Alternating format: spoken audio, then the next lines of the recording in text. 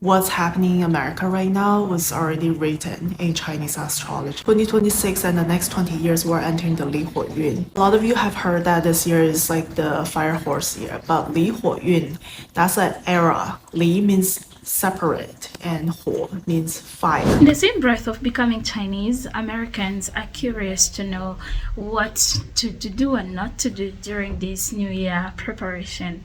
We were told to forget about the 1st January.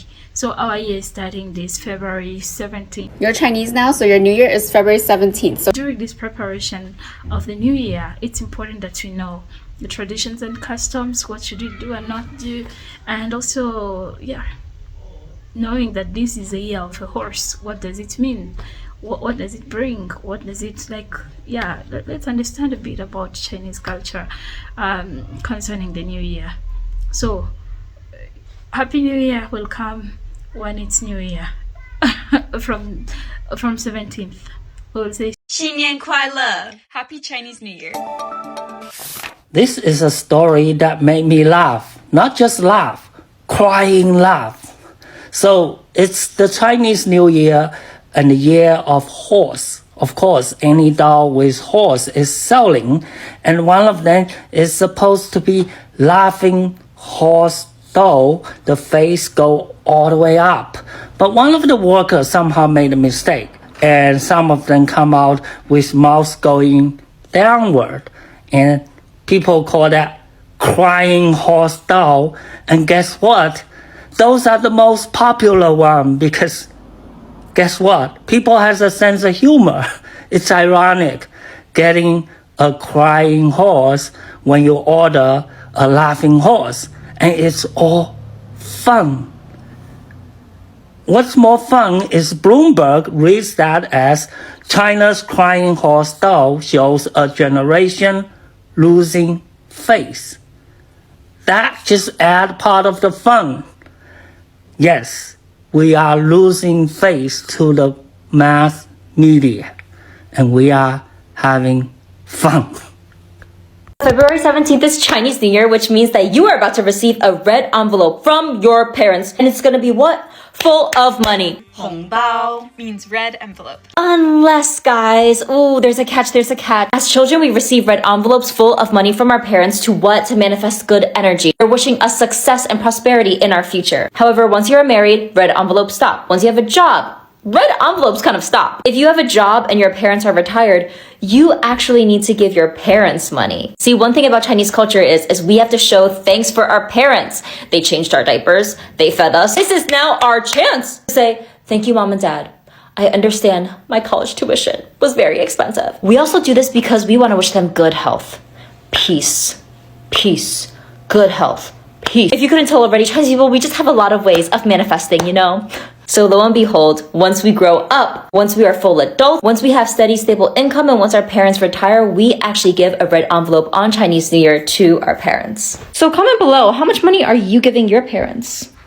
Chinese New Year is February 17th, and it's the year of the horse. So what are you doing? Did you think that wearing a little red bracelet was enough to fend off the bad energy? 宝贝 My Chinese baddie over here. Wearing red jewelry is not enough to fend off the bad energy, especially if you're the year of the horse. I feel like a common misconception is, this is my zodiac year. This is going to be a good year because this is my year. Chinese people actually don't believe that. Instead, us Chinese people believe that if it's your year, there's going to be more focus on you. Good energy and bad energy. It's not necessarily a good and bad thing. It's like very neutral, but in order to protect ourselves, we want to make sure we wear red clothing. In fact, we want to make sure that we wear new red clothing. Because in Chinese culture, not only is red a lucky color that's going to help manifest prospects and good energy, fortune, but it's also going to protect us from the negativity. So long story short, if you're the year of the horse, don't necessarily take it as a good or bad thing, but just be extra cautious. And if you're not year of the horse, I still suggest you to cut your hair before February 17th, okay? We're cutting away the bad luck, bad energy, we're starting new. Since you guys are Chinese, we don't get too upset about Christmas being over because Chinese New Year is the best time of the year. Chinese New Year, you need to buy a new outfit because this symbolizes new beginnings, prosperity. It just came in the mail in this red envelope, so let's unbox it together. Chinese New Year is taking place from February 17th to March 3rd, so during this time we wear red. Plus, I feel like we don't like red because it symbolizes blood, but in China it symbolizes prosperity, fortune, and it wards off bad spirit. So this is my cheap haul for Chinese New Year. You can see it has these frog closures and a mandarin collar. I'm seeing some fast fashion companies call this a mandarin dress. It's not called a mandarin dress. So there are a few rules about Chinese New Year that Chinese people keep in their bones. So I thought I need to make this video because my newly Chinese friends may not know yet. And now you will know. Rule number 1. Do not intentionally break things before Chinese New Year or during the first week after. But if you accidentally drop a cup or a plate, there are some magic words. You must immediately say 岁岁平安. So in Chinese, 岁 means break and the other 岁 means year. I know it's totally different meanings, but they sound exactly the same. And 平安 means peace and safety. So, this little magic phrase protects you from any bad luck that comes from breaking things. You get it? Okay, rule number 2. From day 1 to day 3 of the new year, do not cut your hair or do not cut your nails.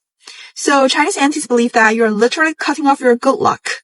So, put on the scissors and just be beautiful as you are. Rule number 3. Do not wash your hair, clothes, or take shower on the first day of Chinese New Year. So, if you want to be clean, do it on Chinese New Year's Eve. You gotta wash everything, so go wash your clothes, clean your house, clean your shoes, because that symbolizes washing away the old energy from the past year.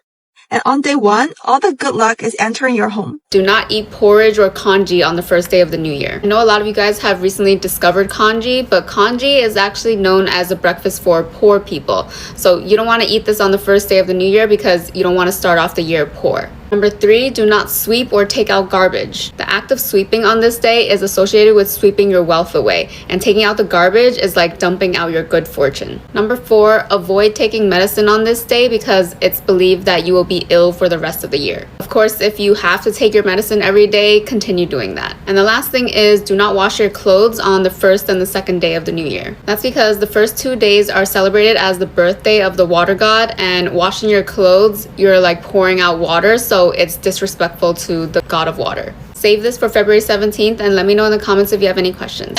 Let me dumb this down. I am Chinese. What I celebrate is Chinese New Year's. Always have, always will. I will forever say that. If anyone tries to come at a Chinese person saying, well, actually it's lunar, no. What we celebrate is Chinese New Year's. In fact, this is an English issue because in our language it's 春节, right? 我们说春节, not Chinese New Year, okay? But the respect goes both ways, right? If we do not want people telling us what to call our holiday, we do not have a say over what other people want to call their holiday. So if a person who is maybe Viet or maybe Korean comes to me and says, hey, I celebrate Lunar New Year, I respect that. Okay, with you, I will say Happy Lunar New Year. It is not that hard. As I acknowledged in the previous video, xenophobia is running rampant in the West, right? We as Chinese people are actively watching things that are a part of our culture that should be credited to us, that are truly Chinese things, get erased from the English language simply because the West doesn't want to be associated with us. That is not right, and that is why I'm saying if you as a Chinese person, if someone is coming to you and saying, actually you should not be calling it Chinese New Year's, tell them to fuck off, because no, to us, it is Chinese New Year's. But this Chinese New Year's versus Lunar New Year's debate is not about that for 99.8% of the people who refer to it as Lunar New Year, okay? Like, I didn't say 100 because there's definitely bad apples out there who are just trying to erase China from everything. But 99.8% of the people who call it Lunar New Year, they're not doing it out of spite of Chinese people. It's just that they don't identify as Chinese. What they celebrate is Lunar New Year, right? You can call it Lunar New Year and still acknowledge the origins of the holiday. Just like how the Korean written language Hangul is very evidently based on the Chinese written language, but over the centuries they have made it their own language. And in English, we just refer to it as Korean, but we can call it Korean and still acknowledge that it has the Chinese influence. So the entire point of my previous video was to say that I am on your side. I am Chinese. It is Chinese New Year's to me. You're never going to take that away from me. But let's meet in a middle ground. Let's have some common sense, because this argument is so dumb because it was started by a couple of very loudmouth people telling Chinese people what they can and cannot say, okay? But the majority of people who say Lunar New Year don't actually want to take away Chinese New Year's. They're not saying we can't say that, okay? That's what I'm trying to get at. There's more pressing matters on this planet that we should be talking about and not this. At the end of the day, this holiday is meant for all of us to celebrate that we've made it to a new year. It's about celebrating loved ones and being with family. So if you want to call it Chinese New Year, Spring Festival, or Lunar New Year, Tet, whatever you want to call it, I hope that you and your family are safe and healthy, and that's all that matters. This is the only follow-up I'm going to make because honestly, this conversation is only benefiting the West's agenda to separate out Chinese people and make it seem like all Chinese people want to police other people on what they can and cannot call their holiday in English. There's no need to divide us Asian people even further with this dumb conversation over a holiday name when we can all live in peace and harmony and have respect for one another. And good morning to everyone who watched my original video and understood that that's what I was saying. What I didn't understand about the discourse around the naming of Chinese New Year is that even though it falls on February 17th, people can absolutely celebrate something else on that day.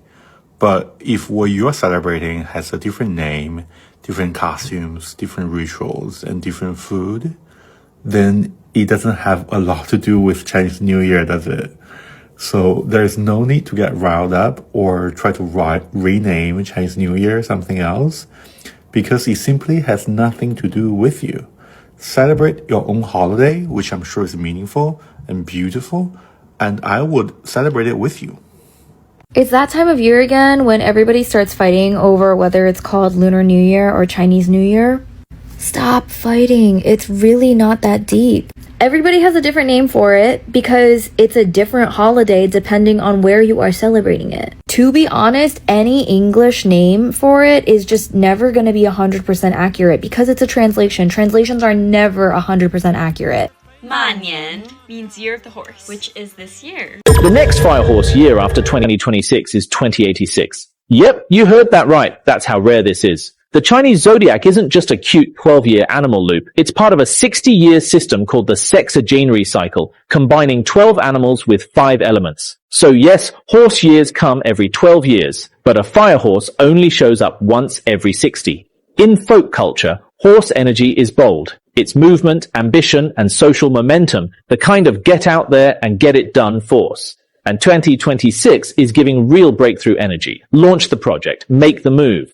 But here's the catch. Horse energy can also be wild and impulsive. So don't rush blindly. Move fast, but move strategically. Make bold decisions, not chaotic ones. If you've been waiting for a sign to go all in, this is it. 2026 is your green light, and you're not seeing another fire horse year anytime soon. Okay, so 2026 is the year of the horse, and since you're new to being Chinese, you might not know this, but what if I told you that the Chinese zodiac animals are actually not random? Setting the scene, we have the Jade Emperor. He's the guy, he's the man. And he's like, we need to set a calendar. But how? He's gonna hold a race, and the order of the winners are going to determine the order of the calendar. By the way, this race, you have to cross this wide river, and so the animals hear about this, and they're like, oh, yeah. The cat and the rat are besties. So the rat tells the cat, don't worry, babe, I'm going to sign us up. So the cat's like, oh my God, thank you so much. But when the rat gets there, there's only one slot left. So the rat's like, I have to put me first. I have to put me first. And it signs itself up. So we're at the race, okay?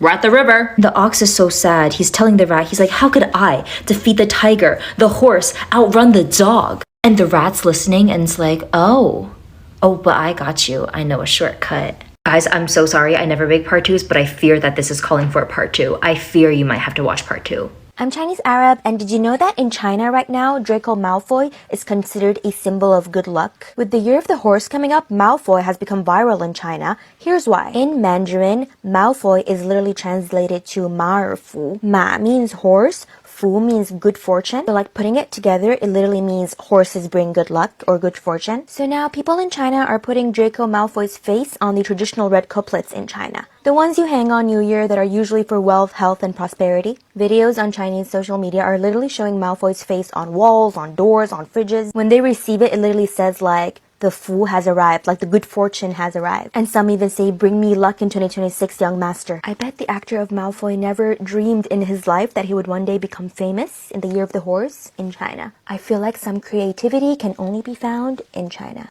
Gold is not good for 2026, especially your gold chain, bracelet, or ring. Hello, I'm Evelyn, your Feng Shui energy advisor from China. Because 2026 is Year of Horse. Zodiac sign horse is the fire element. What is the gold? Gold is your wealth. So for the Year of Horse, the magnetic field is very strong fire. And the strong fire burns the metal. which is your wealth. If you wear the accessories are made from the gold, that will affect your wealth. So you might feel like money come, money go, very hard to let your money stay with you. Question: what is good for you for 2026? So what you need is the earth element, because fire generates the earth. And earth generates the metal, which is your wealth. You understand? Wearing the correct accessories that will help you to enhance your energy and attract the wealth and abundance. Tiger Eye 5 elements bracelet or the citrine 5 elements bracelet are the best choice for 2026. The Tiger Eye and the citrine are all earth element that will help you to generate your wealth and energy and abundance. Wearing the correct accessories will utilize the outside living magnetic field to beneficial for you and bring you the good luck and the wealth energy.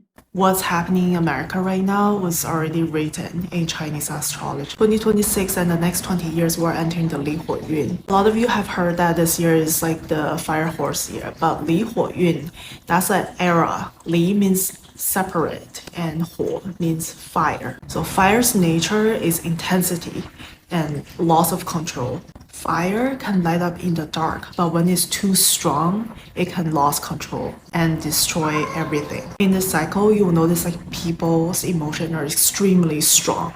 People grow more impatient, more reactive, and more easily angered.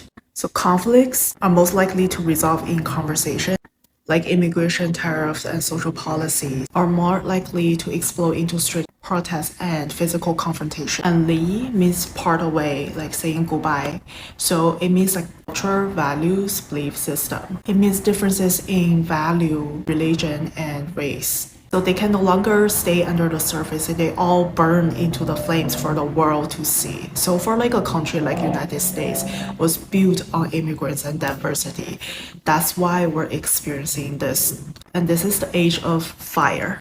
How we handle it determines whether we burn or Lunar New Year doesn't start until February 17th. So we are still in the wood snake year. Here are some things that you want to do to prepare yourself before February 17th, and you have plenty of time to do that. So I would say don't try to push or force things to happen right now. I think that's why a lot of goals by mid-January, they usually fail because we're pushing and forcing and doing things when really we need to be preparing for the fresh new year. And some people even believe that their new year starts in the springtime, which also makes sense energetically. But really you don't want to force or push. You want to really finish any loose ends that you have from the last year, really reflect and review on things and set your goals and make some more plans. Take a softer approach to it, right now, so you can go full throttle and go kind of hard. So it's like kind of like setting you up. So for me, what I'm doing is I'm just really preparing, like, what are my routines? What are my habits? What am I trying to add in? And I'm just trying to gently add things into my routine instead of forcing myself to do things like really hard or really heavy. Now is the time to really deep clean. You want to sweep everything up. You want to declutter whatever things that you haven't been using. You can take the time to throw them away, sell them, or donate them. Now is a great time to do that, to clear out the energy of the past. You want to take out the trash because on the New Year's Day, you don't want to sweep, you don't want to be cleaning, you don't want to be taking out the trash. So do all of that stuff beforehand so you can get ready for that. Also, get rid of any of the things that are broken or that don't work in your house or that are dying, like plants. Get rid of those things so you can clear the energy as well. You want to also go get your hair cut. I already did my haircut before this January 1st New Year. The first week, there's a lot of like different things that we're supposed to not be doing and we're supposed to be doing. And maybe I'll make another video on that. But yeah, take it easy right now. Really take care of the things that you need to finish up. Let's have a really great January. That was it about this compilation. It's been an informational compilation. There's not much to say. And yeah, I hope it was informational enough. We are learning about Chinese culture. Yeah.